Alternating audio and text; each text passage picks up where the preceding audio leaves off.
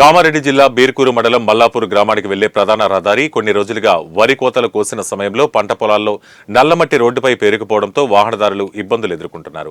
రోడ్డుకి ఇరువైపులా వేపుగా పెరిగిన చెట్లతో వాహనాలు రోడ్డు ప్రమాదాలకు చోటు చేసుకుంటున్నాయని గ్రహించి రోడ్డు వెడల్పు పనులను గ్రామస్తులే ప్రారంభించారు.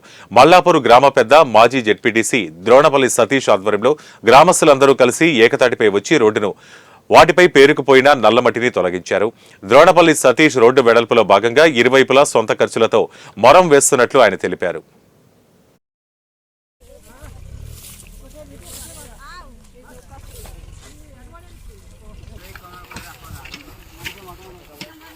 వెడల్పు చేసే భాగంగా బీర్కూర్ టు మల్లాపూర్, మల్లాపూర్ టు బీర్కూర్ 3 కిలోమీటర్ల దూరం, బీర్కూర్ టు ప్రకాశ్రావు క్యాంప్ వరకు 2 కిలోమీటర్లు. మల్లాపూర్ గ్రామస్తులందరూ మా అక్క చెల్లెళ్ళు అన్నదమ్ములు స్వచ్ఛందంగా వచ్చి ఈరోజు వెడల్ చేసే కార్యక్రమంలో పాల్గొన్నందుకు మీడియా దృష్టి నుంచి ధన్యవాదాలు తెలియజేస్తా ఉన్నా.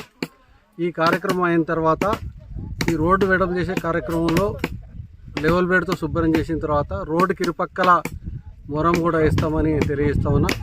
ప్రభుత్వమే అంతా చేయాలంటే ఏమి చేయలేదు కాబట్టి రోడ్డును శుభ్రం చేయాలి. రోడ్డుకి యాక్సిడెంట్లు అవుతున్నాయి.